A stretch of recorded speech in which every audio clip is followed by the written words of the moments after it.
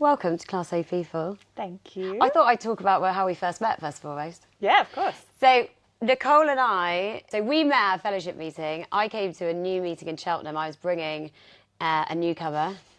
And Nicole came up to me after the meeting and was like, "Congrats on your 90 days." And I was like, who on earth is this woman? She said, "I'll follow you on TikTok." And then you ran that meeting. Were you secretary? I was secretary at that meeting. Yeah, it was quite a big meeting. Yeah. I felt quite bad about that after and then we stayed in touch. Yeah. And I got added to your gratitude group. Yes. Which is lovely, WhatsApp group. Yeah. And then asked you to come on the podcast. Yeah. Well, actually, you set up a women's group as well in that meantime. The women's meeting's been going for a while now, but I wanted I still want you to come along to a women's meeting, because I think it's an amazing group of women, and we get to speak more openly and honestly there, and I think that's right up your street. Well, we're going to talk about same-sex meetings, because I know that's something that you're obviously passionate about, but before we do that, what we like to do here is start with childhood. I mean, my childhood, I didn't have a bad childhood at all. I grew up around here, actually, and it was a nice place to grow up. I think I was really lucky with the group of friends that I had and the sort of society that I was in at the time. We didn't have much introduction to drugs then. People smoked weed, but we thought they were junkies. You know, it was like that was the extent of it. Was some people smoked weed. But drinking was massive. Drinking was massive at that time. And in my teenage years, I would drink shit mix with my friends in the park and all get completely fucking paralytic. What was it about a park? I loved it. The parks around here must just be really safe. They are good around there. They are. And so how old were we there? So that was in my teenage years. So I probably started drinking, I guess, 13, 14, you know. My parents weren't addicts or alcoholics. They were relatively, I guess, normal. You know, I had quite a privileged upbringing. You know, they had good drinks. They had good jobs. There was never, I can't look back at that time and complain too much about it. You know, I've spoken to my aunt a little bit since I've been in recovery, and she said, "Oh, your childhood wasn't quite as angelic as you make it out to be." And I was like, "Why'd you say that?" And she said, "Well, you know, your parents were both working full time, so you were raised by a nanny. You know, you were raised by someone else. You weren't really raised by them." And I was like, "I guess so." But I don't know. I don't look back at it now and think there's anything in that period of time in my childhood or my upbringing that made me the way I am. You know, my brother was brought up in the same way, and he's not an addict. So I don't think about that time and think that, you know, oh, if that hadn't happened or if this hadn't happened, you know. But obviously why I get interested about it is what we were talking about earlier about this. It doesn't really matter what the drug is or the alcohol, whatever. It's how you connect to it. And what I'm thinking now is interesting because of the cocaine thing. You know, like, it gives you connection. So maybe... Were you close with your brother? I mean, we're pretty standard, I'd say. Yeah. We're not, like, we aren't as close as I know some siblings are, but we also, you know, we love each other dearly, and you know, we've been through a lot together and come out the other side. He's very different to me, you know, so we didn't have that kind of, he's always much more quietly spoken than me. He's more subdued. He's lived a very normal life, should I say? Like, he's done things in the way that they should be done, like went to uni, found a girlfriend while he was at uni, then they, you know, were together for a while, and then they got engaged, and then they got married, and then they had a kid, and like, you know, he's had what I think of as a relatively normal life since our childhood. I certainly remember feeling different and feeling like I didn't really connect with people in the way that I saw other people doing. Like, I was always in different groups and I would get along with absolutely everybody. Like, I'd like to have like friends who were a bit weird over here and friends who were like more the popular girls over here and things like that. So I like to be, and I also like to push the boundaries a bit. So I was always the one in secondary school who was like, you know, talking about periods before everyone else was talking about it, and being like the one that people went to talk to about those things. And do you think that was maybe like an attention thing then? Yeah. And then if we do link that back to both your parents obviously being out and working, maybe it was an attention seeking thing. That's right. And like, I don't know, ultimately. I've not really looked into my childhood that much, and I don't know. Sometimes I wonder whether I have like put things compartmentalized, put things like to the back of my mind.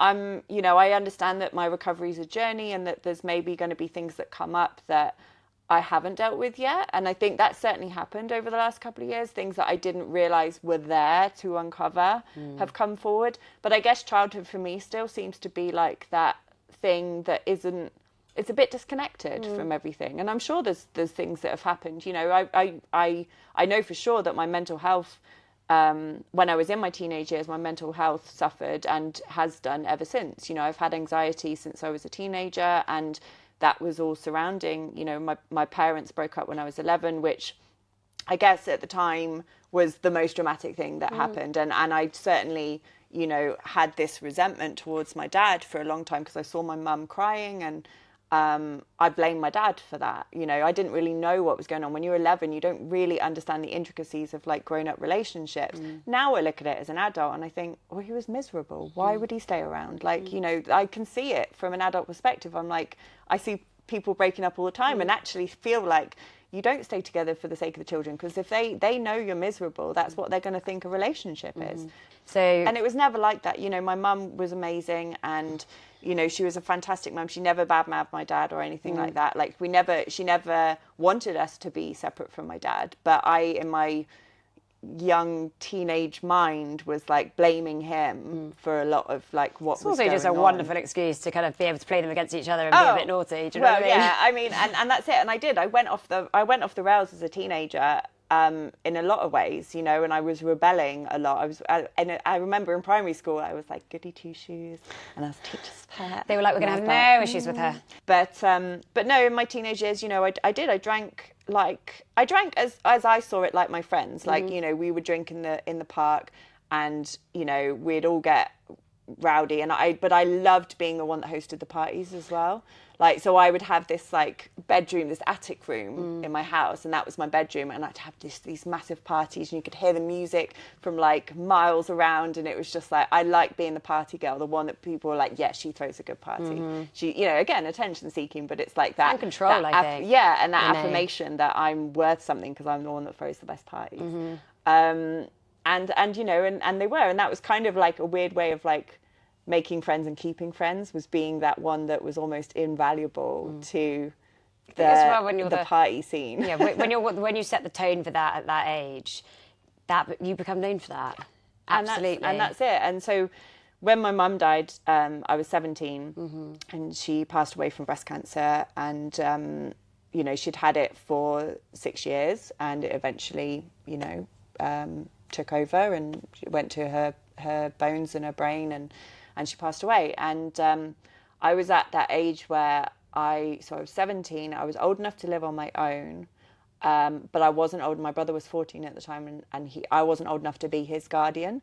So he went to live with my dad, but I had the option to stay in our family home in this 5-bedroom big house, and I had the option to stay there because technically me and my brother now owned the house. Wow. And so I basically went, fuck you, I'm not going to live with you, I'm going to live on my own, I'm going to be a grown-up, as you do at 17. I still maintain 17 is the worst year of anyone's life. It's like, I also just feel that, not that any age is a nice age to lose a parent, but I do think there's certain ages, you know, 17 as a woman, or as anyone, you know, you're just coming into that. You're not quite an adult. You're not quite an adult, like but an adult, you're desperate to be one, and you're desperate to prove who you are. Yeah.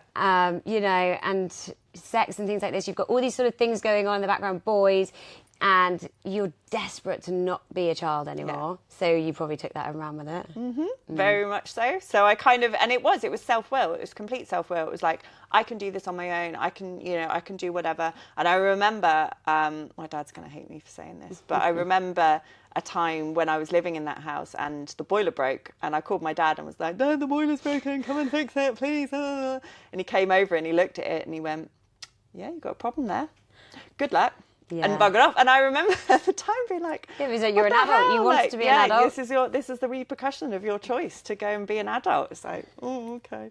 So, but then it kind of spurred on this sort of time, and I had a lot of the grown-ups at that time, I was a very, very headstrong teenager, so a lot of the grown-ups at that time ended up just leaving me to it, because they were like, well, you're telling us to fuck off, basically, so we will. And for a long time I was resentful about that, because I was like, but I was a child, you know, why didn't you just stop me from doing that? And it's like, well, no, it was a time where it was my choice, and I know how forceful I can be. Yep. So I was on a path of self-destruction. I didn't know it at the time. I thought I was just having fun and enjoying myself. I am one of those people that once I've put my mind to something, I've achieved it. So in my teenage years, even though I was running riot, I still was like, I'm going to get the best fucking grades. I'm going to go to the best school. I was meant to go and do multimedia journalism at Bournemouth.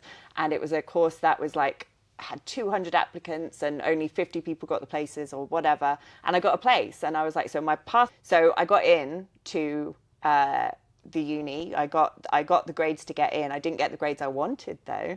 So of course I spat my tummy out, threw my toys out the pram, and booked a flight to America actually. And 6 weeks later I was on a plane. So when I got my A-level results, it was like. And are we still just drinking at this point? Yeah. Okay. Yeah. So I was, again. Why Australia? The plan was to go and do backpacking for 8 months. So it was like, go to America, travel a bit around America, then go to Australia, travel a bit around Australia, go to Southeast Asia, come home, basically have a gap year. Yeah. That was my plan. So I got to America, got to Vegas, and ended up staying. The first landing point, Vegas. Yeah, got to Vegas. Was meant to be there for, I think, 3 or 4 days, and stayed for 6 weeks, and got a job taking people already, out like, partying. what I love is when I talk to people about the study, because you now learn about yourself, right? All those addict behaviours that you don't know at the time, but that whole kind of like, oh, we're just going to do 6 days, 4 weeks. No, gone.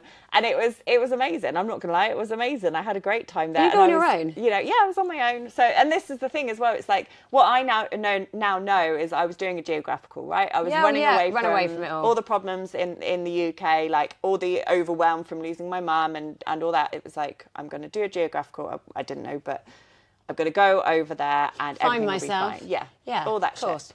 And of course, what you don't realise when you do that is that unfortunately you follow yourself. Oh yeah, so they come on the flight with you. Problems. Yeah. But I have to say, for those 6 years that I was out of the UK, I would come back to the UK when I needed a break from all the shit over there, and it would be like a dream. It would be like it never happened, and I'd be like, oh, brilliant, I'm back home. Anyway, I'm off again. And so I did do that. I was bouncing around, and I came back, to visit a couple of times. But yeah, when I was in Vegas, I was taking people out partying. I wasn't even 21, I was 18. And I was sort of blagging in, the bouncers of the clubs. So sorry, you get off the plane? Yeah. Right, and why I'm back a second. Where do you go? So I got off the plane, I was in LA. And I was in LA for a couple of days, and then I went to Vegas, and I went to a backpacker hostel. I was staying in backpacker hostels. Yeah. So I went to this backpacker hostel in Vegas, and they had this thing where you could get free accommodation if you worked for them. Got it. And my job ended up being that I was the one taking people out in the you're like a rep. Yeah. Right. And so getting them into the clubs and stuff like that. At 18, even though you're in America where you should be 21. Yeah. Got it. I only ever I think I got ID'd once, and I'd got this girl's ID, Spanish girl's ID, that looked nothing like me at all. Redhead. I know. I literally looked absolutely nothing like her, and I remember this bouncer looking at the ID, looking at me and going, "Hola," and I was like, "All right." And but they didn't really care. I don't know. They just whatever. They didn't really take it that seriously. So I just got away with doing whatever. Yeah. But again, it's still at this time. So even though I'm in Vegas, because I guess maybe due to it being a hostel and not staying in like a really rich hotel, I still didn't really come across drugs. Like I didn't really, it just didn't cross paths. But with that, I don't think if you have never, I remember like never being introduced to them. If you don't know that they're around, you're looking for them. You don't know the signs. You're not interested. No. You don't know what you're missing out on. Exactly. So, and I'd always, as a teenager, because of, I don't know, maybe because of trying to grapple with control in my life and wanting to be in control of everything, I had always been like quite anti-drugs. Like I'd been like, I was the same. Yeah, I was like, I didn't want to feel out of control. I didn't want to feel anything that was going to send me off the rails for 12 hours and I wouldn't be able to come back. Like I was really, really funny about it. So I'd look into all the side effects and be like, no, that sounds awful, not doing that. And then spent that time in Vegas, did a bit more traveling. What was the drinking like then? Just like you would consider pretty it to heavy, but like classic travelling. Yeah. It was like I've never been a particularly good drinker. No. So I would always sort of like I'd have a lot to drink, but then I'd pass out. And again, control issues. I hated the idea of being sick. I've to this day never been sick from drinking. And that's a really weird thing to admit as an addict, because a lot of addicts, you know, would drink their own sick if it had alcohol in it and stuff like that. And I get that. And I have no doubt that eventually it would probably have ended like that for me. But because I was such a control freak who hated being sick, I would always try and find, you know, ways of stopping myself being sick, or just being like, you know, panicking into a state of sobriety, I suppose, at the time. So I was drinking heavily, but again, that was the But you're life. young, and it's, Yeah. you know what I mean? That was the lifestyle. That was what I did. And so eventually from America came to Australia. And my plan, and I don't know why this had come in, I guess maybe part of my growing sexuality and like wanting to be sort of an independent woman, I'd always known that when I got to Australia, I would strip my way around Australia to get around. That's how I would earn money. It was like, I'll strip my way around Australia. That was the plan. That was the plan. And so... Never done stripping before. No. Kind of done with the I've done hostel a couple life. of like pole dancing lessons at And you were like, home I'm going to be great. Yeah, I was like, I'll strip my way around Australia, it'll be fine. And I landed in Brisbane, and in Brisbane, it's got the most relaxed laws of all of Australia in terms of stripping. So they're allowed to touch you in the clubs, like not between your legs, but they're allowed to touch your boobs, and they're allowed to, you know, touch you while you're dancing. And so I can't remember if I knew this or not. I think maybe I did, but I literally threw myself in at the deep end, started working at a club in Brisbane for like a weekend. And I knew that, again, I was only going to be there for a couple of days, but I was like, just do it. And so threw myself in the What's the interview deep end. process like for that? Honestly. We're going to call it an interview? I don't know. thought I'd It's keep like, it are you professional. willing to get naked on Yeah. stage? Do a little dance for us? Cool. In you Yeah, come. you're in. Yeah. And I remember making, I think it was $1,200 that weekend, and I was like ecstatic. I was like, oh my God, I've made $1,200 in like 3 nights. I am living. That's amazing. You like, and I just got the bug for it, and I was like, fuck yeah, I can do this. And I guess maybe looking at it now, this is interesting because I've never really thought about it like this before, but maybe my ability to kind of detach from what was going on put me in the right, being able to do that in Seeing work, it for what you want to see it for, and not really thinking of any of the the other repercussions, or even like allowing myself to feel. I always thought of myself as being quite a down-to-earth person who didn't really have a stage persona, to be honest with you. I didn't really think of myself as having a stage persona. I used the name Nikki T, which is very close to my real name, because I wasn't really hiding anything. And I would talk to customers like I'm talking to you. I'd just be a normal person. I wouldn't be like, hey, babe. Yeah. You know, that just wasn't me. And so it kind of, that ended up being really good in the career I chose, because they'd be like, oh my God, you're like a normal girl. Yeah, you're like, so normal. Yeah, so normal. I'm detached as fuck, but I'm so normal. And I didn't, you know, at the time I didn't really think about it. I didn't really realise. How do you get to that decision of like, you know, most people sort of go, I'll go and do a bar job when they go travelling. Oh, do they? Yeah. I didn't know that. But just with no experience. I mean, did you know any of your friends that had ever done stripping before? So when I was in just before I left the UK, I met a girl who ended up teaching some pole dancing lessons in my living room, because obviously I'm living in this massive house. It's by also myself. screaming ADHD, by the way. It's like, yeah, I want to try that hobby. Okay, have a couple of lessons, go and be a stripper. Yeah, I'm going to do it for a living now. And she worked at a local strip club to here, and so she did, like, she also worked at Fat Face, which is where I worked at the time as well. Two very different. But she also worked at a strip club, and I was like amazed by it. I was just like, wow, like it just, I don't know, it just caught my attention. And she taught these pole dancing lessons, and I just thought, why not? Fuck it, let's give it a go. So you get into Brisbane. Your first weekend, you're making $1,200, which actually at 17, by the way. 18. Okay, yeah, 18 so now. 18, it was like... Not bad for a weekend's work. No, it was, yeah, and I just... So I left Brisbane, I came down to Sydney, and I knew that the rules in Sydney were different. I knew you couldn't touch in the clubs in Sydney. Sorry, but can we just, in that first place in Brisbane, is that starting to bother you at all? Nothing bad happened. Okay. Like, it was, you still have this element of control within you, because you're in a safe environment, you're in a club with bouncers. You know, they know the rules, you know the rules, you know what you're comfortable and willing to do. You're kind of putting their hands on you. Right. So you have that false sense of kind of like... I'm in control. Yeah.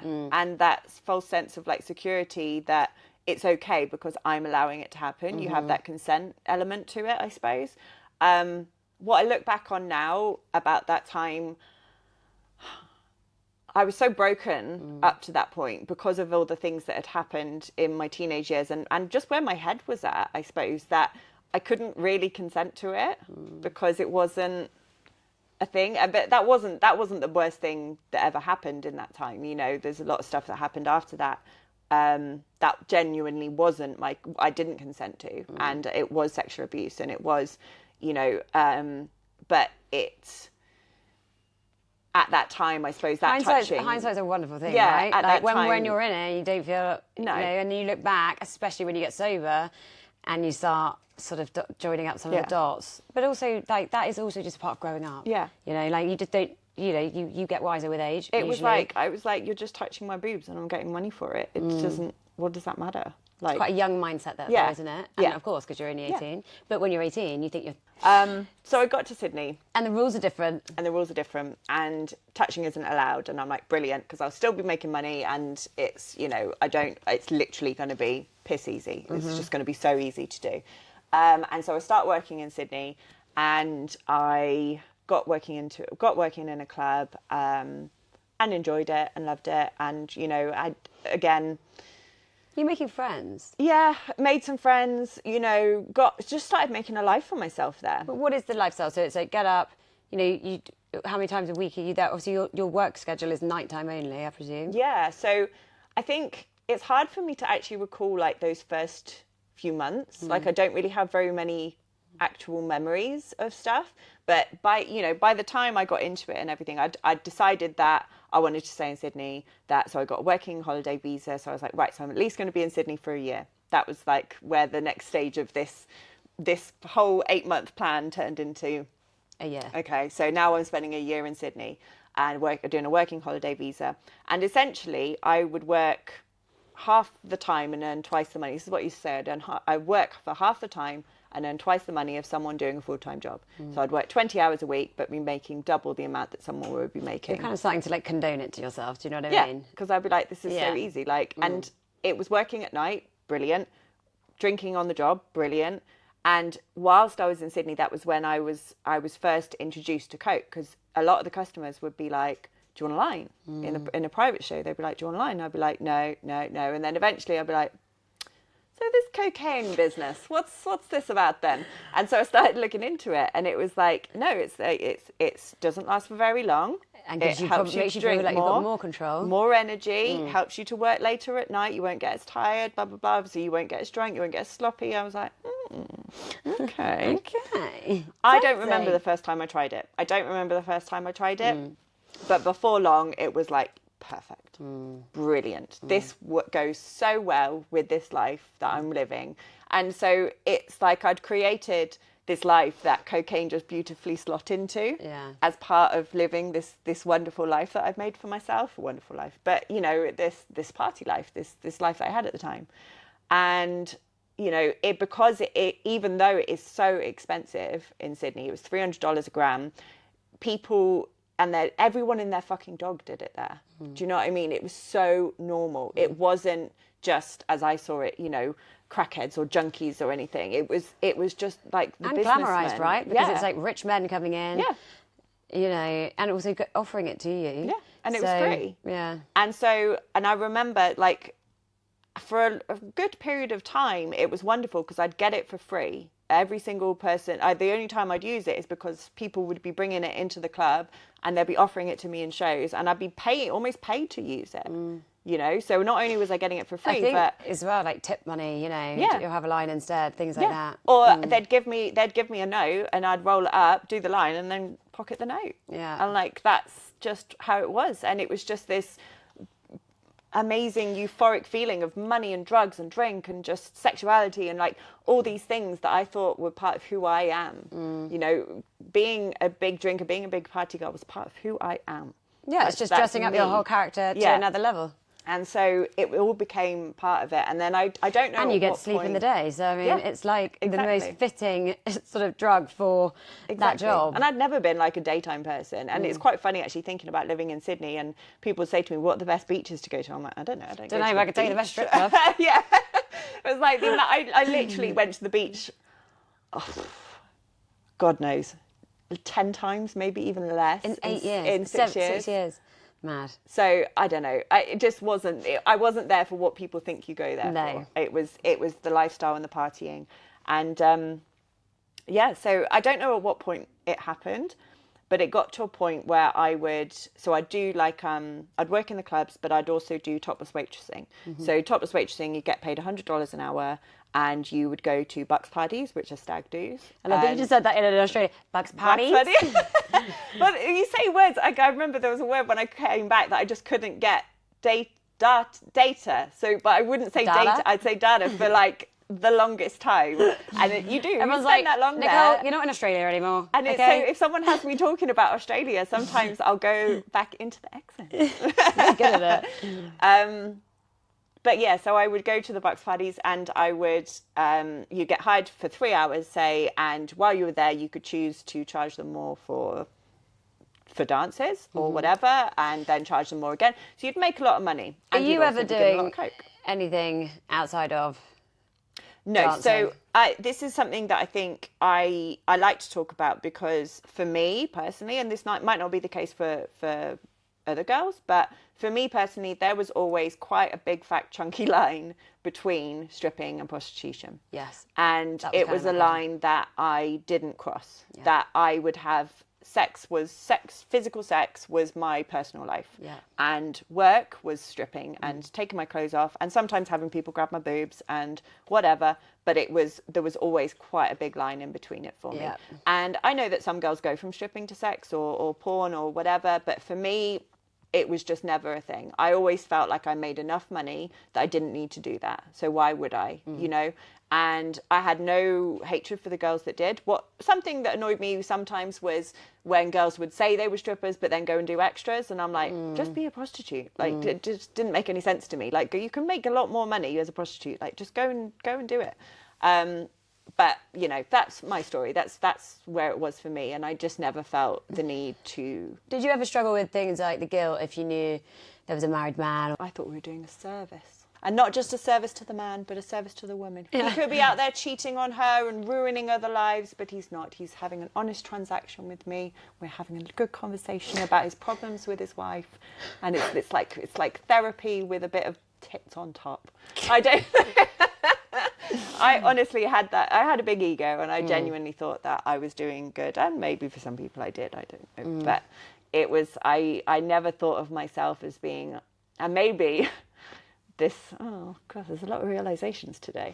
Maybe this set me up for the attitude I had towards that kind of relationship with married men later on as well, because I did continue that mindset, I think, and it has shaped things and decisions I've made actually going forward. So all plays a part. When you start like talking about your life from start to finish, you do have these things. Because I've never seen marriage as being something that gets in the way of you approaching a man. No. Interesting. It's not something I'm proud of, guys. Just so that everyone knows. Yeah, it's interesting that you never even had that as a thought, and that your thought process was, you know, at least they're not going out and having actual physical or having an affair with someone who... They're just coming and, you know, you sort of convinced yourself that that's kind of okay. Yeah. But my question to that would be, if you were married, would you be comfortable with that? Well, again, this is something that I've had to work on during my recovery, is who I am as a person, and who I am sexually, and what was my addiction, as in what was me being sexually promiscuous as part of addiction, just wanting that next fix from anything, you know, any kind of attention or any kind of orgasm, whatever it was, like that was, you know, there was definitely an element to that when I was in active addiction of just needing more. that dopamine hit or whatever it was. But what I'm left with now, so this is a lot of the time that I've spent in recovery has been, what am I left with here? What is who I am deep down, and what is addiction? And for me, I have come to the realization that I am polyamorous, that I have the capacity to love more than one person at the same time, and I'd love to be in an ethically non-monogamous relationship. So in terms of how would I feel, it's a weird one. Yeah. Because how would I feel if I was being lied to? Yeah. That's another thing. But in terms of the actual act of someone going out and you know, having sexual contact with someone outside of a relationship, it's like, well, no, if it's an ethically non-monogamous relationship, I don't have a problem with that. But also, it changes. Yeah, you've been sober 3 years. I'm sure that you didn't have this. You wouldn't have this answer 6 months in, a year in. No. And but that's we're human beings, right? Like we're growing all the time. Yeah. You're allowed to change your mind, you know. Yeah. But I think it's tricky because you know, addicts tend to have quite naughty sides to them, but then we're trying to live what we've been told is the right life. Hard. So it's kind of along this spectrum, right? And it's about finding out what your ideal is, what your sexual conduct ideal is, and striving towards that with your higher power and striving towards that ideal. And so for me, it's been difficult because I've not known which of my decision making was spiritually sound and which was me being an addict, you know. And I think I'm coming to realize that, you know, there's behaviors of mine, like particularly behaviors with married men and stuff like that, have obviously come from the stuff that I did in Australia and are not spiritually sound choices and not spiritually sound thinking. But in terms of my sexuality and being able to express that, like, I don't think sex is a bad thing. I think sex is when I'm feeling very spiritually connected. You know, I've had incredible... So it's very, very, like, you know, when you become sober, and especially this far down the line now, okay, you really trust your brain. Like, you trust your thinking. You know? Which is not a good idea. So you may never have got to this understanding of being polyamorous in acts of addiction. No. If we wouldn't have even considered it. I kind of slut shame myself. I just kind of like... I'll do it for you so no one else has to do it. Yeah, exactly. I was like, no, I'm just... And again, that's like the taking back the control. Yeah. Like, I'll just call myself... you know, people can do that sometimes. They just drop it into conversation and like, yeah, I've slept with loads of people. And I know it's like, you know... I like the thrill of shocking people. Do you know what I mean? I'd be like, yeah, I slept with this guy and his son. Wee! Like, it's funny you know because I don't have I don't have that in my story because I was so riddled with so much insecurity, but I think that it's you notice it with it's a common thing, like the, you know, people, especially with coke actually, the sex addiction side to that. It's power and control as well. It's power and control, wanting that power. I wanted that power and control over. Whereas I tend to sit under powerful and controlling men, so I got this very misconstrued of, I'll go for guys who in the initial understanding is they're going to protect me, but going for men like that who portray that level of it's control. And that took me a long time to learn. Whereas you've been in your way, you've been in control of men. You've been quite like, I'm in the power seat. I'm in the power seat. But yeah, I've never had that.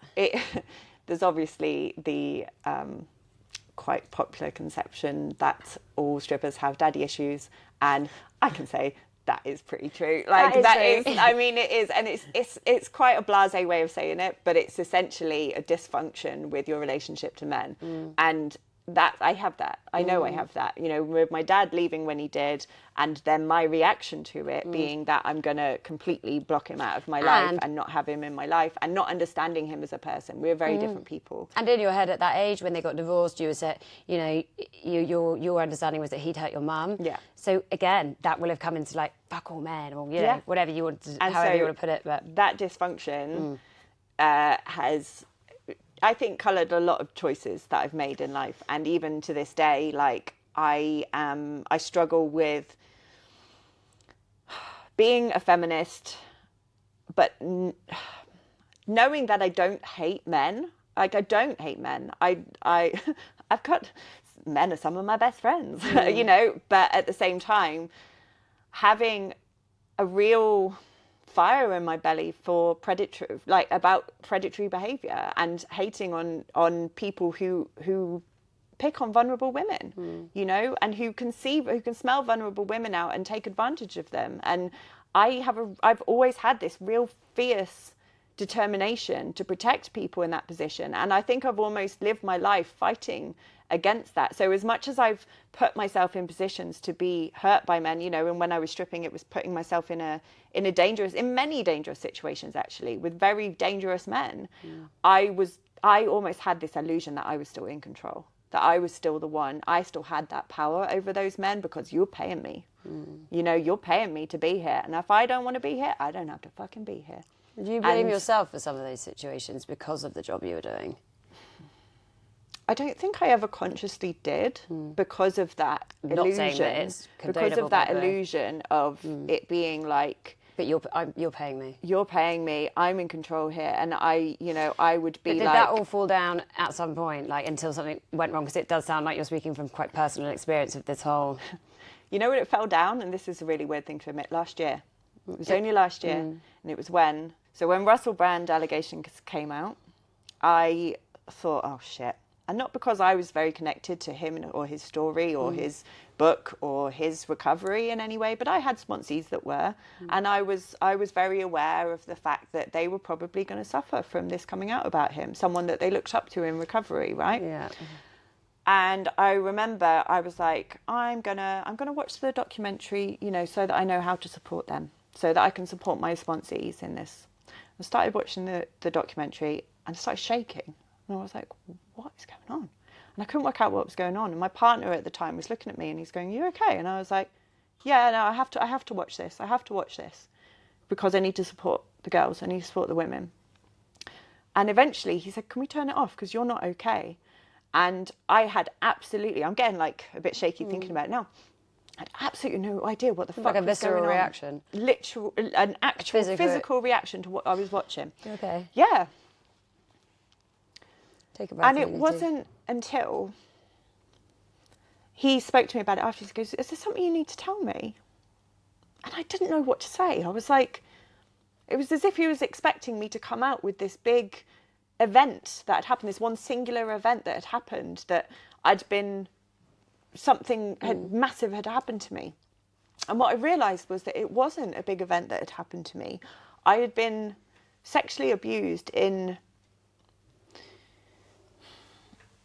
such normalised ways over those 6 years of working in the industry. People grabbing me, people touching me between my legs, people taking photographs of me, people disrespecting me and talking down to me, making me feel like I was only worth what they were willing to pay for me. And those things I had normalised for so long that I didn't even realise the impact that had on me. But I'd also locked it away in a little pretty Australian box. And I'd come back to the UK and I'd done a Geographical and I'd left it all over there. Yeah.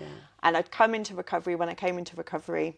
And you'd also been telling that self-convincing, of like, no, I was in control, and then that has triggered that. I nearly fired her after those 2 sessions because I was like, you're pissing me off. What do you mean? I don't know how I feel. Yeah. I couldn't even tell you the words. Yeah, I was, oh, well, I'm angry. She's like, no. How do you feel? And like, well, I just, I couldn't get there. No. And that is very different. You can, to be able to speak the narrative, that's it, but not get to a feeling. And it's quite funny because you asked me before I came on, she's like, are you willing to talk openly? I was like, fuck yeah, I can talk about anything, mate. Like, and it's that, I can talk about it. But I wasn't expecting it to feel. I wasn't expecting the feelings, and I think it's that part of being in recovery is learning to sit with those feelings and actually just acknowledging what the hell they are. And I still don't know. But I'm going to presume we've got a nice bit of headway before we don't even attempt to sit in feelings. Hate to break it to you, babe, but you came back to the UK. No, sorry. So something obviously happened over in Australia, I presume. Like I say, it was lots of things. Of things. It was lots of, and it was being in quite toxic relationships. There was a partner that I had over there who had sex with me while I was passed out, and for a long time, it's like I almost said it with like rape in brackets. Something about that word, all the females I've had on. Yeah. I don't know. It's like we don't want to. I don't know. Yeah, for me, it's like it's too strong, and maybe I let it happen, and it's just like I don't like. It's not. It's just a word that is just not. My someone who I was with told me, "Oh, well, rape's aggressive, and rape's this and rape's that," and so I was like, you kind of have this idea that it's not as bad as other people. It's not as bad as other things. Especially when you have drink and drugs involved. Yeah, because like your knee-jerk reaction is, oh, well, I was high or I was pissed. Yeah. But then my sponsor said to me, okay, but you've been high and pissed many times. Have you ever done that to somebody? Exactly. That's the difference. Yeah. And also, I think it's a difficult... I've struggled with being in recovery and having to take accountability for essentially what it all boils down to is if I didn't pick up that first drink, XYZ wouldn't have happened. And it doesn't mean things don't happen to you when you're sober, because things can happen to you when you're sober. But you reduce the likelihood and you put yourself in a lot safer places when you're clean and sober than you do when you're drinking and you're using. You know, you put yourself in danger time and time and time and time again, and you don't learn.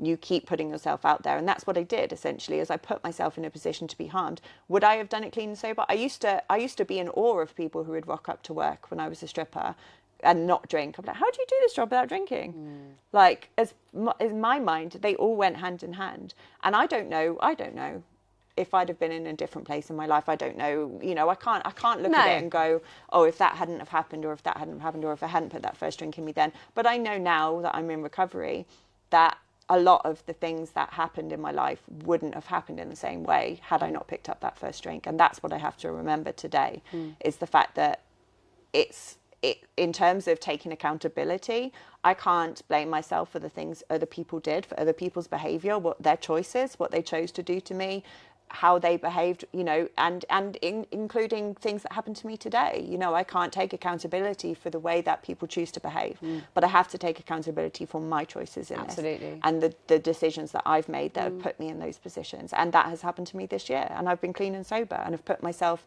in positions that have allowed me to get hurt, and I could have made different choices, and I have to just accept that. That essentially, you know, I came into recovery from my drinking, and I had to stay for my thinking, and I have to stay every single day for my thinking, because that's where my illness is. It's in my head, it's in my thinking. It's not in my drinking and using. A bottle of wine can't hurt you. You choosing to pick it up does. And so, you know, every one of us, when we pick up that first drink, we're clean and sober. So what does that tell you? It tells you we're fucking insane. The only drink you're in control of is the first one. Yeah. Because you don't have to choose to have it. Yeah. And then as soon as you've had it, it's And why do we pick it up, knowing everything we know? Because we're mad. That's the insanity because of we're it, clean isn't and it? sober, with a clean and sober brain. Our best thinking has gone, you know what? I'm going to have a drink.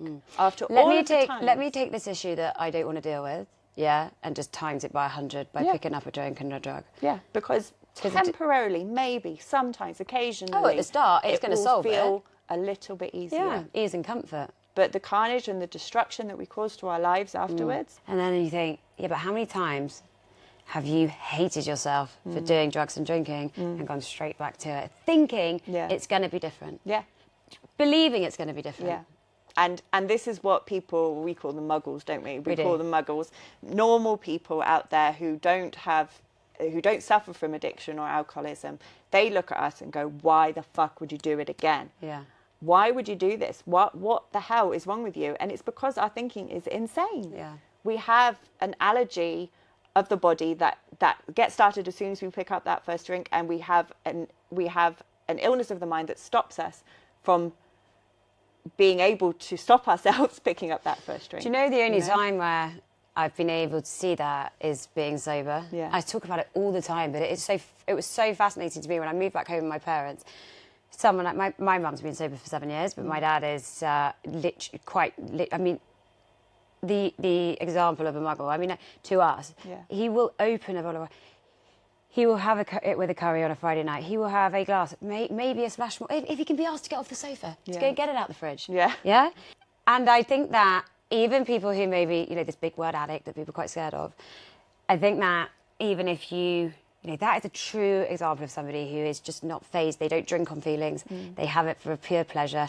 It complements their food, maybe. Yeah, I don't know. I can't think like that. But the fact that those people out there exist, that is the example of that. Yeah. Someone being totally unfazed. Yeah. My dad won't come in from a day's work necessarily pissed off and go straight to a drink. Yeah. Equally, he won't come in from a day playing golf where he's won and be how I'm going to have a drink. So this is a person who is not drinking and using on any feeling, just when they fancy it. Yeah, yeah. Bizarre. Yeah. Right. Weird. Mad. Weird. That's why I think there's quite a lot of people who maybe don't think that they have a, addiction's a big word, but this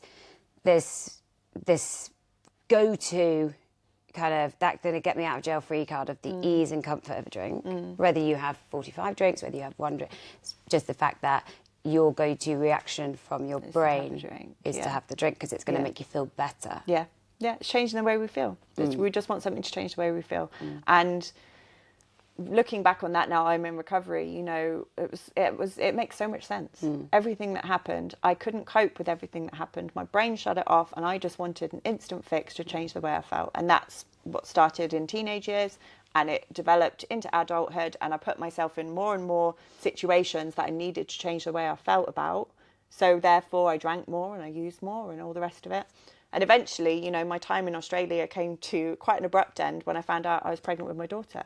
And I'd already decided actually that I was going to come home. I don't know why. Can I just ask, was that from the relationship with the man who...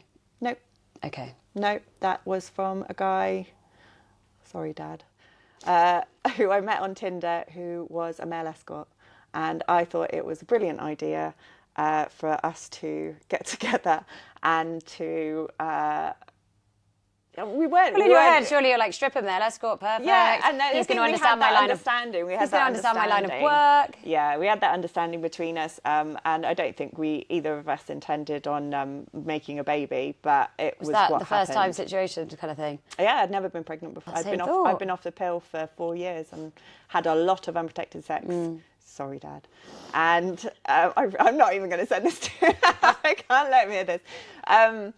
And yeah, eventually had a child.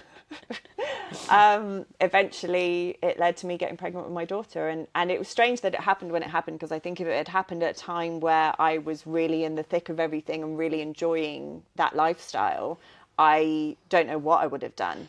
I just want to go back quickly to this sort of routine life that you'd created, right, where you're stripping, taking coke and drinking. Is this every day? So I would say at this time I kind of, like, its height in Australia, I knew I was addicted to coke. So this was always the thing for me, is that I knew that I was addicted to coke. And I got to a point where I would do one of these topless waitressing jobs, and I'd make $300, and then I would have had free coke, the first one being given to me there, and have it on tap while I was there. And obviously the job would then end. And I'd go out and I'd spend that $300 on grabbing a bag, and then I'd carry on. And so this, because I was working probably 4 nights a week, I'd say, yeah, maybe 4 or 5 nights a week, this would kind of be a go-to. Every single night I'd work, I'd be drinking and using to some extent, and then obviously carrying on the party afterwards and spending all the money I'd made. The days off, I may come up with some kind of reason to go out or have a party, or, you know, well, we need to go out. But I wasn't drinking. It wasn't like, it's my day off. But I wouldn't say that I was a daily drinker or user at this point, or at least I didn't feel the repercussions of it. I don't remember feeling like, oh, I can't go a day without it. That wasn't a feeling I remember having at that time. But obviously there's been a progression there where, like all of us, you know, your situation where you're being given it, mine, you know, taking it from other people, just have a quick key and a bump, then you get into the realms of buying your own. Yeah. You know, that progressive nature of drug taking, and then, you know, doing it on your own. There's always that thing with drinking and taking drugs, where it's like, oh God, you know, it's got a bad connotation to it for a reason. So immediately when you start doing it, you're like, did you think that? Were you like... I honestly, I think it just I think it's quite tricky with your story because it's so embedded in the lifestyle. It's not like you've got work here, relationship there. Exactly. And it's not like, oh, I didn't get up for work the next day. No, I did, so that I could go and get more coke. Yeah. Like, it was There's no segregation, really. No, there's nothing. It was it's all in there. So in that, there were no consequences. Yeah, there that's true. There was no negative consequences. No, you're not going to lose your job, are you? No. No. And so it was like, everything was just nicely packaged into this party girl life that I created for myself. I did really well. I was semi-well known, I suppose, there as well. Like, I was in magazines, I was in, you know, I had like quite a big following on social media, and it was just kind of like, I had this, like, I'd created this life for myself that allowed me to be the addict I was. And it was only by chance that I didn't get pulled over. Well, I think I did get... Well, no, I didn't get pulled over for drink driving. I got pulled over, but even that, the laws in Australia are so weird. You can have 2 drinks in the first hour and 1 drink every hour after that and be okay to drive. I love that. So it was mental. And it was, I remember getting pulled over and breathalyzed because they're really hot on breathalyzing people over there as well. They pull you over quite a lot. They've got RBTs, which are on the side of the road, and you know, they will pull, like, it's quite common to get pulled over and breathalyzed. And I remember one time leaving work and just being like, oh, fuck, I'm going to be fucked here. And I did the breathalyzer and they were like, no, you're fine. This is the other thing though, like, you know, how we like live life on the edge, kind of like when we start getting away with things, I mean, things you just like... push it and push it and push it. Yeah, things like drug driving for me. I mean, I was so anti that for such a long time, even when I was in active addiction. And then, you know, I would go out on Sunday, 6 a.m. and because I've got to have it. Yeah. But then it becomes so fucking normal. Yeah. And for me, that's been one of the massive things that I've really kept me up at night in the early stages of recovery. And even now, like but the brain's way of being able to compartmentalize, but also just sort of brush past those things when you're in active addiction, and then to just bring it straight back to memory when you're sober. You know, the memory, I think, is a fascinating thing. I used to always have this thing of, maybe something really awful happens to me in my childhood, because I don't remember any of my childhood, none of it. But that's an ADHD thing as well. Well, and this is the and thing, if you're masking your life for so long and not being your authentic self, masking and drugs go hand in hand.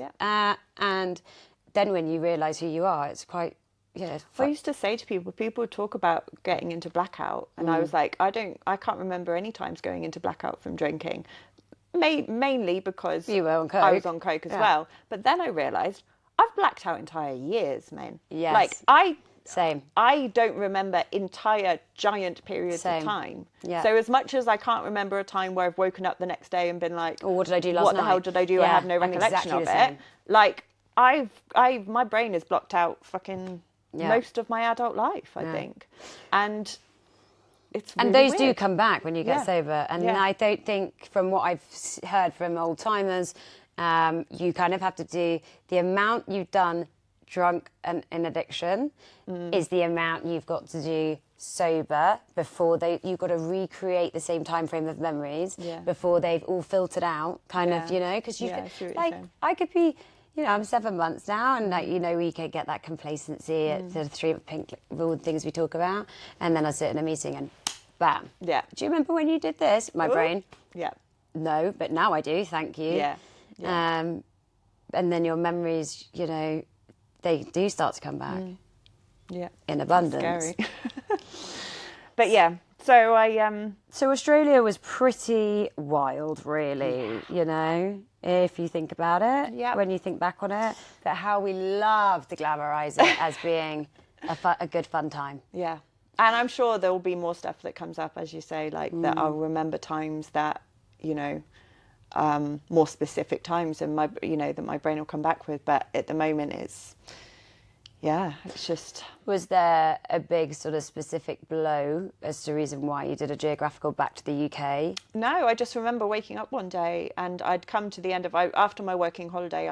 You were pregnant? Well, did you find out in the UK? I didn't know I was pregnant at this time, and I remember I was leaving Sydney to go backpacking back up the East Coast again, and I started backpacking and I went, I'm not going to do coke anymore. And I don't know what happened. Honestly, it was so weird. It was like, I'm not going to do coke. And I kept drinking and kept smoking. But I was like, I just like had this sudden thing. And it was 2 weeks backpacking back up the East Coast. And I got to Brisbane and I was travelling with a friend of mine who had dreads. And I remember saying to her, I was turning around to her going, babe, you stink. You stink. I can smell your dreads from here. She was like, no, they don't. I've washed them yesterday. Are you sure? Like, what's going on? Are you sure you're not pregnant? And I was like, I'm not pregnant. I was like, I've never been pregnant. I'm not pregnant. And of course, heightened sense of smell is a massive thing when you're pregnant. Is it? I don't know. So it's one of those things. And she was like, I swear, you know, and I'd looked at a couple of pictures of myself of around that time, and I'd been like, belly's looking a bit bloated. What's that about? And I took a pregnancy test and found out that I was pregnant. And actually, the night before I'd done all of that as well, I remember waking up at 1 o'clock in the morning and I was like, God, I'm hungover already. This is weird. Why am I hungover at 1 in the morning? I felt really sick and I was like, oh. So I remember just drinking more, just being like, oh, I've got to drink through this hangover. Yeah. No, that was me trying to drink through morning sickness. So not a good idea. Did you use in your pregnancy?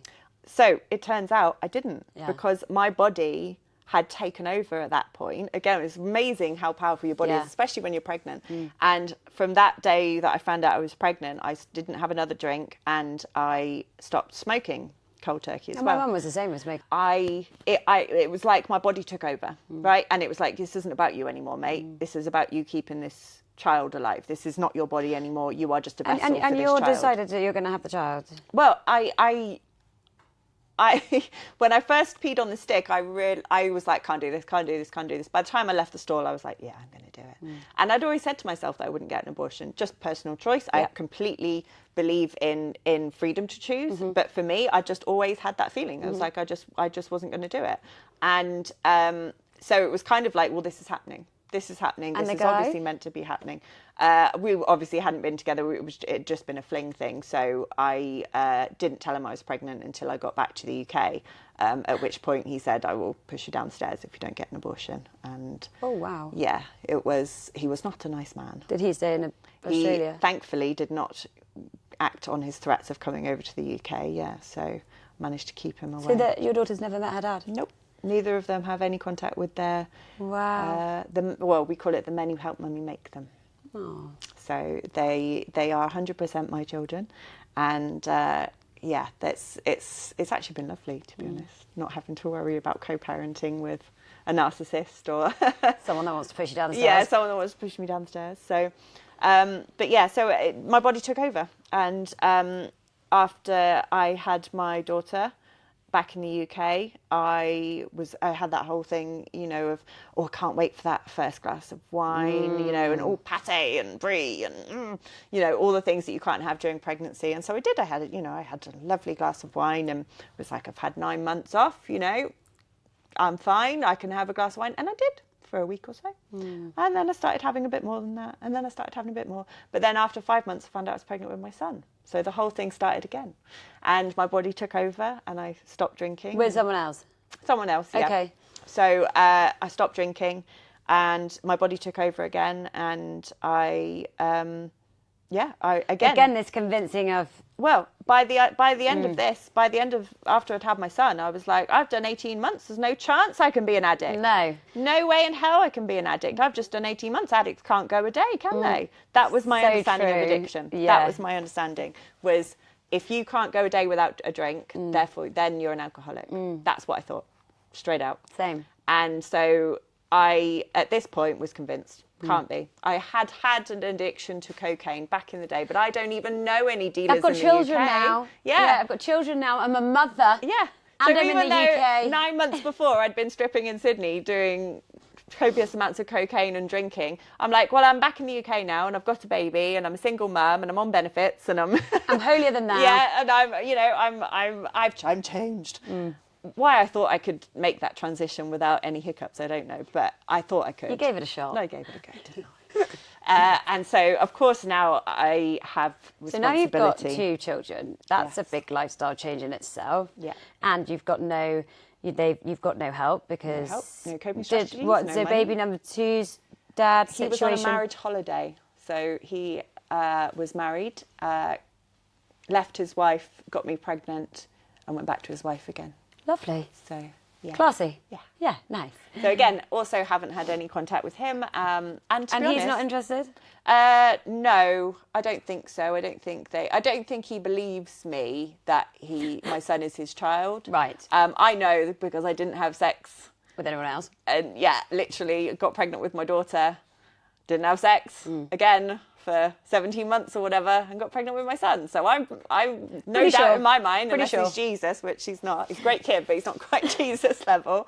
You never know. You never know. Yeah. So in my mind, there's no doubt in my mind that but I'm not willing to go and try and prove it to him. You know, No. I'm quite happy if he doesn't want to be involved. You know, like I say, it's actually quite good for my kids because they're both in the same Yeah, because position, then one doesn't have a dad and the other one, you know. Yeah. You get, yeah. And okay. the thing is, they've grown up knowing everything, knowing within reason. They've known that there are men who help mummy make them, and we love them because without them, mummy wouldn't have you.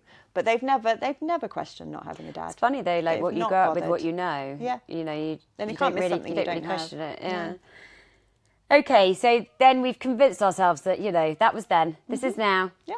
And of course, in the UK, because when I was in the UK before as a teenager, Didn't have any dealers. No. So in my mind, I'm thinking, there's no Coke in the UK. Fine. Fine. There's no Coke in the UK. Like, don't be silly. Don't know any dealers. Absolutely fine. So what happens when I meet a dealer? All bets are off. Yeah. And I went to pot really, really quickly, which is something that we talk about quite a lot in recovery, about how women turn into the real thing in a very short space of time. Yeah. And that's what happened to me. That's my story. I met a dealer. I'm trying to think what year it was now. What did I say, 2018? 2018? Yeah. Yeah, about 2018. And how do we meet a dealer? Just on a night out? Yeah, so another boyfriend, it was his friend. And I was like, oh. And actually in Cheltenham, we have the races every year, don't we? The horse races. Oh my God, I know. And of course, there presents itself the perfect opportunity for me to get back into my line of work. Oh. So do you go back to that? Okay, fine. Yeah, and I worked race week as a stripper. And fuck me, I bet you made some money then. Well, it was lots of fun. It was brilliant. It was good. And of course, though, in my mindset, you know, what have I gone back to? Well, if I'm going to strip, I'm going to take drugs and I'm going to take drugs and I'm going to drink. Yeah. So that's what I did for a week. And of course, I'm thinking to myself, I'm just going to do it for this week. It's just race week because there is no clubs. Money. Yeah, and there is no club, so I'm not going to start stripping again. This is just for a week. And then the next weekend, I've gone. That was good money. I could get some Coke, couldn't I? I could just get some Coke. It'll be all right. And then the weekend after that. And then, of course, it's gone from one night on the weekend to 2 nights on the weekend, and then 3 nights, and before long, you know, COVID hit, and so dangerous for so many addicts. Yeah, it's the same as so many people's story is that when lots of people decided to get sober after the sort of COVID because it was like.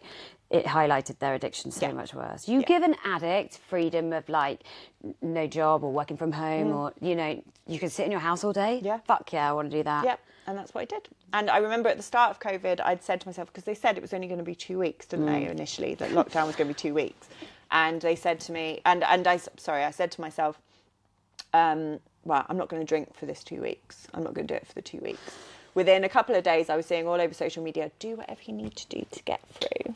If you need to drink, and I was like, okay, off I go. And so it didn't, 2 days, I think, probably. I don't know how long it was. It wasn't very long. And I was like, right, back on it again.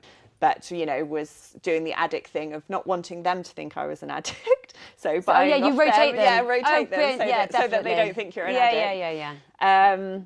And you know, and luckily one of my dealers was willing to deliver throughout COVID. Would stop at 10 p.m. bless him, because he didn't want to. Of course, didn't want to break the rules. That's exactly the same. I would get birthday cards and Christmas cards, and he'd put it in a little Christmas card. I'd be like, oh, thank you.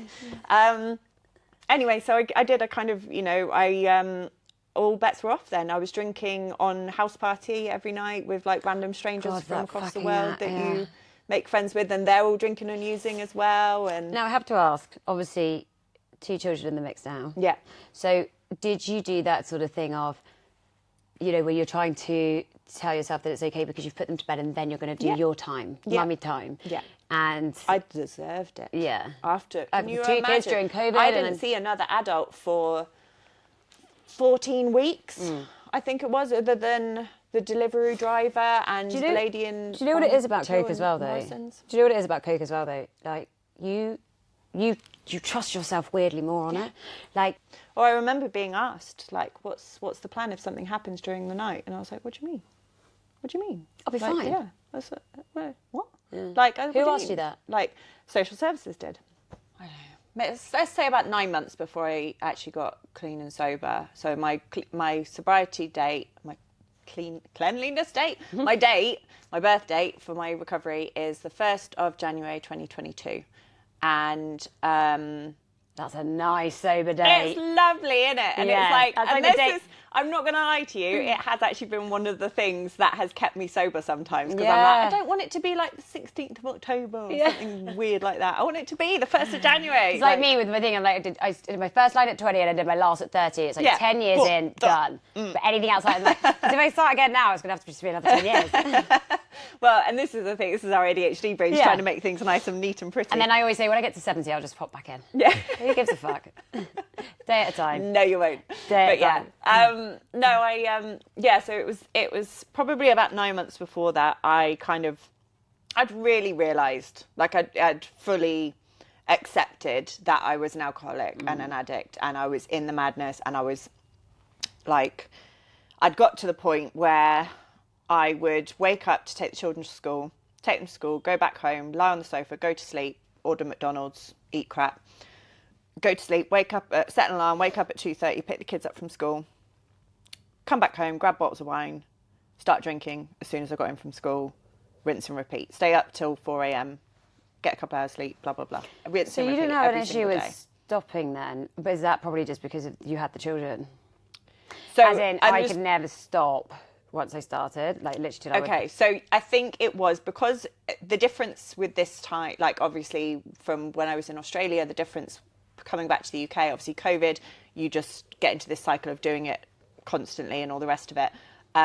The difference was obviously this time is I had those responsibilities there that I didn't have before. So you're trying to manipulate the routine so that you could do both, basically. Yeah. So I was, and essentially what was happening was just a relatively slow crunch, a slow circling of the drain. Everything was slowly but surely coming to an end. At the seams. I was in so much debt. I'd spent all my money. I was then spending my poor, long-suffering best friend's money, and you know he was accidentally enabling me. It wasn't his fault. I manipulated the fuck out of him. Like I completely twisted his arm and gave out sob stories. I lied to people to borrow money. You know, I need money for food and petrol and blah blah blah. And it all went on coke. Anytime I got a payment from Universal Credit, it was like pay off my tick, start the whole process again. You know, and so I'd got myself into a bad situation. I'd got myself into this daily grind of just having to try and survive. And like I say, you know, it would...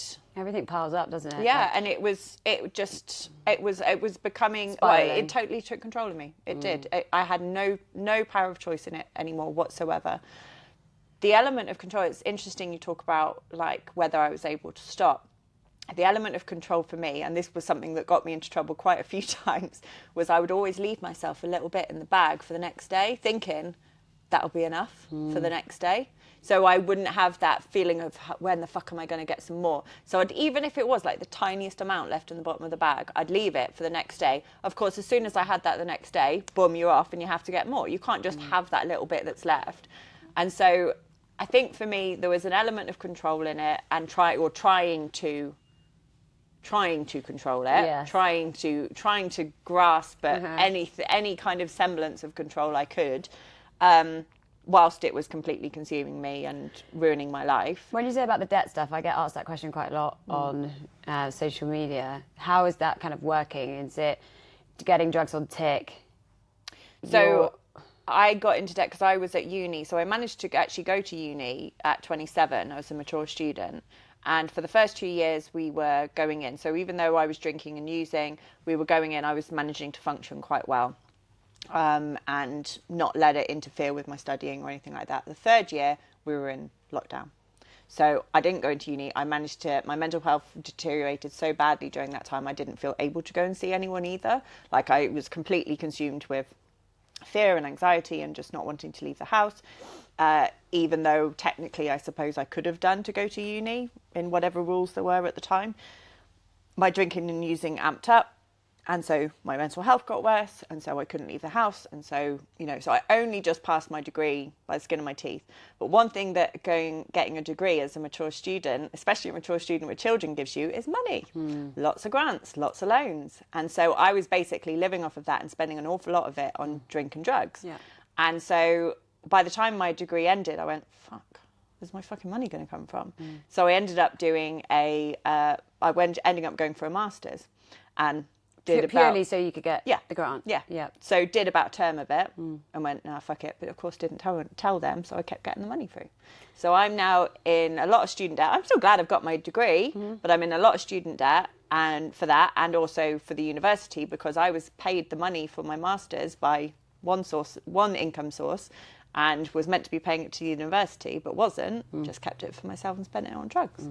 So I had that, obviously, my poor best friend who would bankroll me. It ended up being... Did they know?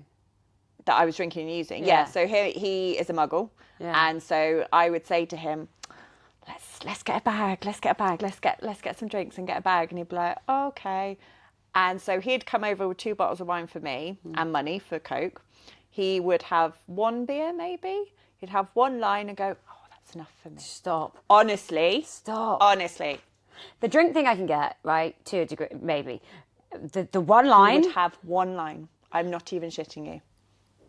I did that to me is... There's a very good reason he was my best friend at the time. Yeah.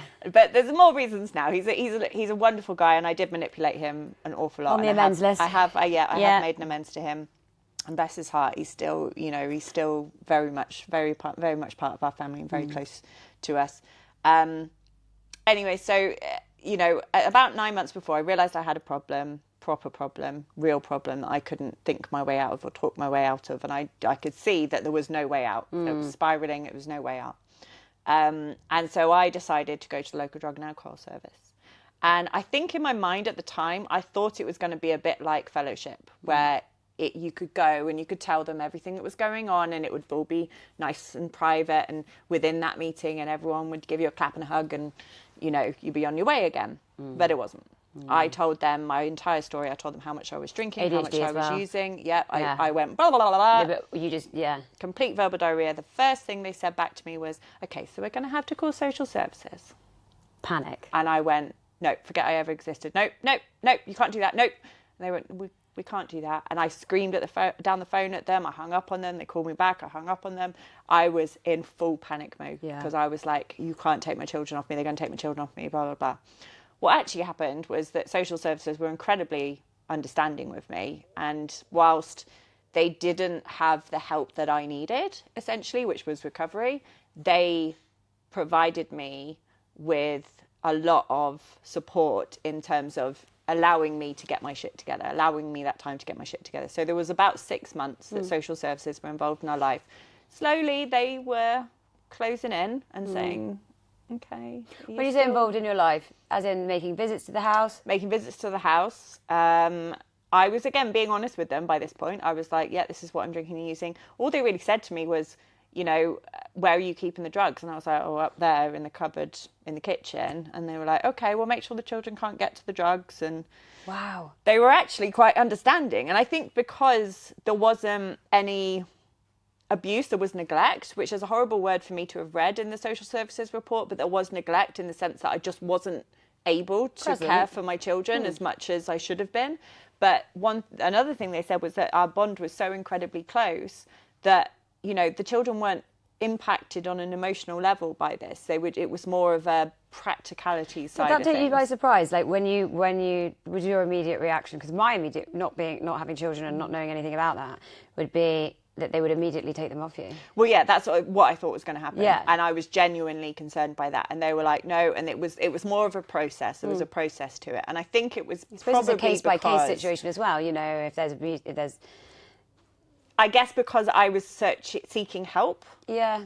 And even though the local drug and alcohol service were going, keep a drink diary and blah, blah, blah. I love that one. In fact, one of my favourite phrases of theirs is, whatever you do, don't stop drinking. I know. And I'm like, all right then. That's all I heard was keep drinking. And that's all I need to know. Keep drinking. Okay, shall do. Yep, don't you worry, boss, I'm on it. But really that's for severe alcoholics. And need to be... And so, of course, they can't decide whether someone's drinking is definitely excessive, but it's like, is that going to send me into a seizure or not? They don't know that. So they have to err on the side of caution, which is fair enough. Whatever, that's their job. I never connected with the drug and alcohol service. For me, it just wasn't my kind of people. That's what I thought at the time. I was in the gutter looking down on people, and anyone who smoked weed was just a pothead. Anyone who did heroin or crack was a smackhead. I was very, very judgmental, and I came into it with that attitude that, no, darling. And so I had actually been what we call 12th stepped on Tinder a few years before. I know, yeah, if you just explain what that is. So basically 12 stepping is where you bring recovery, bring fellowship to the attention of someone who potentially needs it. So you could go out and you spread the message. You spread the message that there is a solution. Some people out get a there. little bit confused as to what spreading the message means, don't they? And it has been both of our experiences at times where that has slightly been abused, I would say, with certain people, men and women. With 13th stepping. 13th stepping. Yeah. Which is taking the 12 stepping to... to an extreme There's a reason level. why we don't have a 13th step, essentially. Yes. And it's the preying really on vulnerable people. Yeah. Not just men, not just Yeah. women. The preying on vulnerable people to exploit, would you say? Well, suppose? I mean, it's- there's lots of different versions. but- Essentially, 13th stepping is someone who is through the 12 steps and has an amount of recovery time, clean time, sober time, whatever, that is more than the newcomer. So if the newcomer comes in, they obviously only have a couple of days clean, maybe a couple of weeks, whatever it may be, and they haven't gone through the 12 steps for the first time. So someone who is through the 12 steps and has more clean time has a better understanding and is in more of a position of power, I suppose, than that vulnerable person who's walking through the door. They don't know what the fuck is going on. They don't know what any of this is. They don't know what's normal, what's not. And there are people out there who will take advantage of that and prey on them as being vulnerable people to get their end away. So this is something that does happen an awful lot in recovery. It's something that is really dangerous. It's really dangerous because that's not what recovery is about. No. Recovery is about staying alive and helping each other to get clean and sober and stay clean and sober. And it's not about finding a partner. It's not about, it's not a dating place for dating. It happens. It's happened to me. I've come in and I found a partner in recovery. And it didn't end very well, and that's on me. That's inventory I have to take around it, and my choices that led to that point. But it's something that is quite a serious issue in the rooms. I think if anyone is listening and has had an experience with 13th stepping and feels like they've been preyed upon, talking to someone of the same sex as them, who's in recovery, who's been through the 12 steps, who's got more experience than they do, whether that be their sponsor or someone else that's in their local area, I think, do it. Even if you don't feel like it's been that bad for you, stopping someone else from doing it to another vulnerable person is really, really important. And I think, as with any predatory behaviour, whether it's in recovery or not, those who speak up are the ones we need in order to stop it from happening to other people. It's something I am really passionate about, and it's I think just one of those things. Fortunately for me, what happened on Tinder wasn't actually 13th stepping, because I think the guy could tell pretty quickly that I was an addict, and so said to me, "Have you heard of CA?" And I went, "No, what's that?" So that was your introduction to it? That was my introduction to it. Mentioning it to you on Tinder? Yes. And so So the drug and alcohol unit didn't Nope. suggest it? Nope. And social services didn't suggest Nope. it? So you're still using and drinking at this point? So I had in my mind someone mentioning this fellowship, and I thought to myself, I looked up when the meeting was, and it was on a Thursday, and I was like, every Thursday I come around, I'll be like, right, I'm going to go this Thursday. I'm going to go to that meeting this Thursday. Gary, don't let me get out of it. Whatever I say to you, don't let me get out of it, all right? I'm going. And it comes to Thursday, and Gary, my long-suffering best friend, would come over and be like, "You're going to go to the meeting?" I go, "No. No, I'm really tired. I'm really tired, and I don't want to tonight. Next week. And so this went on for a couple of months, and then I don't know what happened in the late December of 2021. I think Gary, bless him, had got to a point where he was done. He'd spent £900 on coke that month, and he told me, he said, "I can't do it again." And I knew he was serious, and I was like, okay, I'm in a bit of a situation here, because how can I get through January without still drinking and using like this? Because even though, we say to ourselves, oh, it's Christmas, my birthday's the 29th, so it's like, oh, it's my birthday, it's New Year's, we're going to do all this. Next thing you know, it's the next December. Well, yeah, and you can't stop in January, you have to keep going. So they're I'll start on Monday. Yeah. And so I kind of realised that was like that was real, that he meant business, and that I was running out of money, and that it was slowly circling the drain. That's all, the only way I can think of describing it. And I woke up on the 1st. It's interesting that initial shock of when social services say to you, drug and alcohol units say to you, we're going to have to involve social services, and you're panicked because your original thought to that is I'm going to lose the children. Yeah. But then when you start to realise that isn't going to happen, and, again, probably manipulating and sort of keeping everything just ticking away, convincing yourself that actually it's all okay, all of a sudden, it's like, the social services pop round every now and then, but it's not enough to make you stop. No. And this is the thing. If anyone had told me that I would have got to that point where social services were involved, you bet your fucking bottom dollar that would have, I would have been like, hell no, I'll stop. Yeah. You kidding me? My kids are the most important thing in the world to me. Yeah. And the fact that happened and it wasn't enough is fucking terrifying. And I know that, there's lots of women out there who've got similar stories, who've had their children taken. And in fact, I was speaking to my sponsor the other day about it, and she said, it seems to be that some women either come in just before their children are taken, by the grace of God, or unfortunately, their children get taken and they stay out for a lot longer because they lose that, they kind of see it as that free reign. They've got that free reign suddenly to do what they want. Well, they lose hope and and they lose hope. I'm never going to get them back, so I may as well just carry on. And the amazing news is that I know, after 5 months of being in recovery, social services decided that I was no longer a threat to my children, and they left us alone. And I know so many women who've got their children back and have contact with their children now, and have these amazing lives with their children, which they just never would have had it not been for recovery. And I look at it now, and it was what I needed. Yeah. As hard as that is for me to say, as horrible as that period of time was, it's like, no, it's what I needed. Yeah. And I am forever grateful for everything that happened in that last year and those last few months, because without it, I wouldn't be here today. Yeah, because if it doesn't change from one level to the next, you just coast. Yeah. And you never think it's going to, but using and behaving like that, it will always fall apart at the seams eventually. Yeah. No, that's not sustainable. Yeah. You can make yourself believe that it is. That's but it. It's and not. When when you lose control, the ripple effects of that is it happens very quickly. Yeah. Until you got nothing, and you have to accept it. And I know there's a lot of things that didn't happen to me that have happened to others, but I truly believe that they just haven't happened to me yet. Yeah, that's so true. And if I were to go back out there, it would. Yeah. It's not. I'm not better or better off than any other addict out there. I've just got out at a different point. Yeah. And if I go back, I will start off again where I left off, and I will lose my children. And I may, end up in prison. I may end up, God knows, I may end up dead. Relapse can lead to death.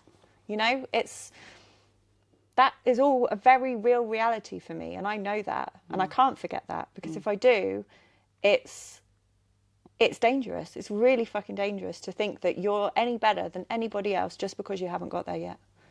It's just... I think that's really important if you are considering going to a meeting and you go to a fellowship meeting. If you go to, you've got to be, they say in there, to look for the similarities and not the differences. Yeah. And I don't know if you were the same, but the first sort of meeting I went to, and, talk of crack and heroin, I was straight away with that person of, this is not me. Yeah, exactly. I think about how quickly, when I was just drinking, I never thought that I would get to being in a fellowship meeting for addiction. So why could it never go from being in a fellowship meeting to addiction to being on crack or heroin? Yeah. There's no difference. No. And I think that's one thing you learn. And I'm really glad that I didn't know that at the point when I decided to come into recovery, because I thought, Cocaine Anonymous, that's for me. They are cocaine addicts just like me. Same.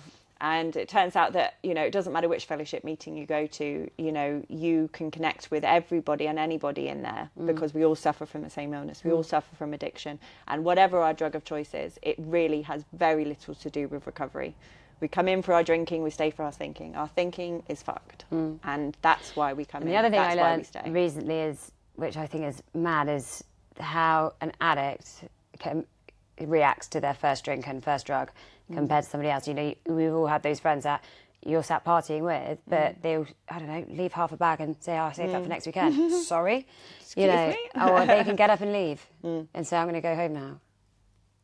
different. The only reason I would go home is so I could drink and use more on my own, and no one else would be trying to bloody tell steal it off me. Or tell me that you think you should slow down. Yeah. No, Fuck off. I don't. I'm just getting started. How about you have a glass of water in between drinks? Fuck off. Go away. Let me be feral. Do you know what I mean? Yeah.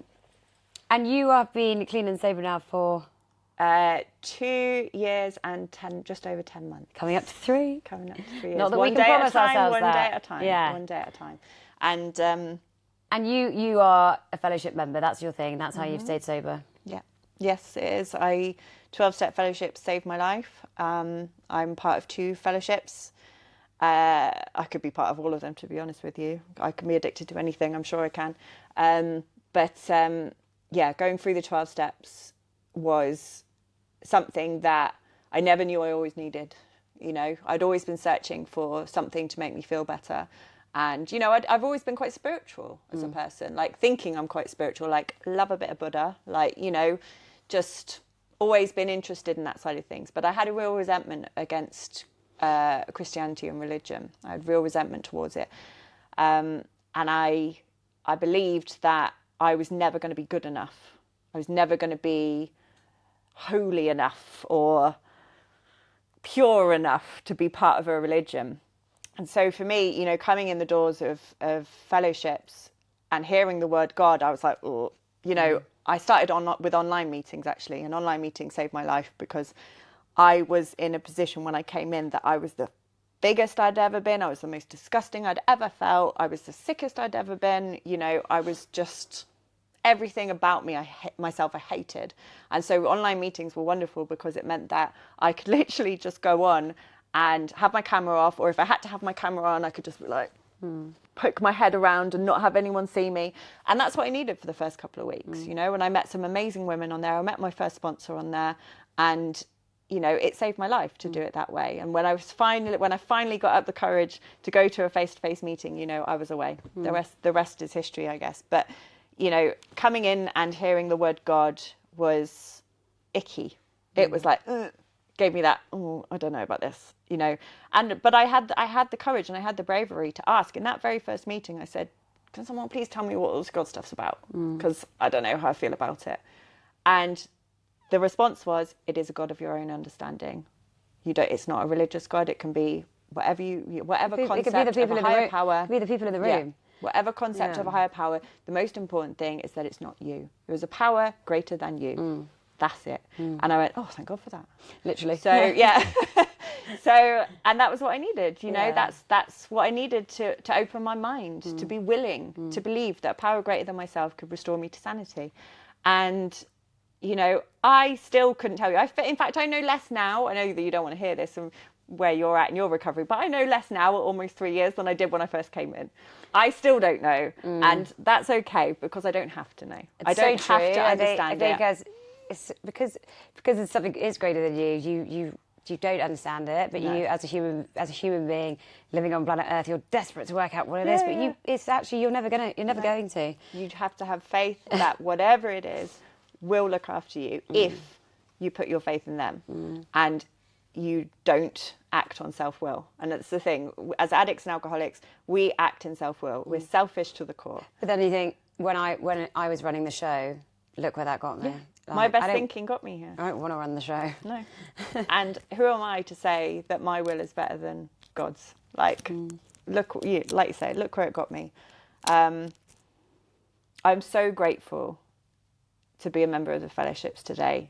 And I've had some incredible ups and some incredible downs. You know, my relationship with my children is amazing. I bring them to meetings with me and they have wonderful fellowship friends themselves, and they were actually playing meetings the other day. They were sat there. Mia was taking the meeting. She had the candles in front of her. And, you know, she was sat there going, hello, everyone. Welcome to the meeting. She doesn't really know what the fuck we talk about. But, you know, it's lovely because they're going to grow up around recovery. They're going to be those people that when they get to teenage years, you know, I hope that they'll be the ones going, oh, my mum's in recovery. Or, you know, just having that in casual conversation, being able to talk openly about recovery in so many different settings. And you never know where that 12 step is going to go. You know, that's true. With them spreading the message, You know, I know people that have come in because they spoke to someone who talked about their parents being in recovery. So the fact that I can give that and spread the message in that way is just wonderful, you know. And I've started a business in recovery, you know. I'm doing something I never thought I would ever do. I had no idea what I was going to do, but I'm a reseller. I sell online and you know, sell items, clothes online, and absolutely love it. I'm my own boss, you know. And it's beautiful to just be able to stick at something as well. I've never stuck at anything, and this is the first, you know, this is the first purpose time. as well, right? Yeah. Because if you're going to look back on, you know, your previous job roles, maybe that didn't offer what this offers you now. You know, that sense of a little bit of normality, but also something that you love and that you're proud of. You're proud of it. Yeah, that's the difference. You're proud of who you are and what you're doing. And I still make mistakes. Every day I still make mistakes. You're only human. That's the point. It's progress, not perfection. And I know that if I keep trying to do the next right thing and turning my will over to God, that I will be okay, you know. And that's a God of my understanding. That's not a Christian God, you know. I think so. I kind of look at that and think I've always known to some extent that there is a power out there. And, you know, who among us hasn't prayed to something? What's hilarious is how often you pray when you think you're going to die. You know, who are you praying to? Yeah, that's it. And thank you for being a Class A person. You've been amazing. I think that was probably a really nice way to wrap it up there. I think that was really good. Really good. You're amazing. Amazing. Well done. First one in the bag. Well done. Thank you.